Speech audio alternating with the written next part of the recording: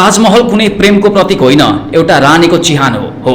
के तपाईलाई थाहा छ जसलाई हामी संसारकै सबैभन्दा सुन्दर प्रेमको प्रतीक ताजमहल भन्छौं नि, त्यो वास्तवमा प्रेमको मन्दिर होइन, बरु एउटी रानीको मसानघाट अर्थात् चिहान हो। यो त्यही ठाउँ हो जहाँ मुगल सम्राट शाहजहाँकी प्रख्यात रानी मुमताज महलको शवलाई 800 वर्षदेखि जमिन मुनि गाडिएर राखिएको छ। शाहजहाँ मुमताजको प्रेममा यसरी पागल थिए कि रानीको मृत्युपछि उनले संसारले कहिल्यै नबिर्सिने स्मारक बनाउने कसम खाए, जसको परिणामस्वरूप ताजमहल बन्यो। तर यो प्रेम कथाको अर्को पाटो निकै दर्दनाक छ। सन् 1631 मा शाहजहाँ युद्ध मैदानमा रहेका बेला मुमताजले आफ्नो जीवनको 14औं सन्तानलाई जन्म दिँदै थिइन् र त्यही प्रसव पीडाका कारण उनको विवत्स मृत्यु भयो। आज हामी जुन ताजमहल हेर्न जान्छौं त्यसको मुख्य भवनको भित्री कक्षमा मुमताजको केवल प्रकृतात्मक समाधि मात्रै छ, जबकि उनको वास्तविक चिहान मन्दिरको ठिक तल रहेको एउटा अँध्यारो ठाउँमा लुकाइएको छ।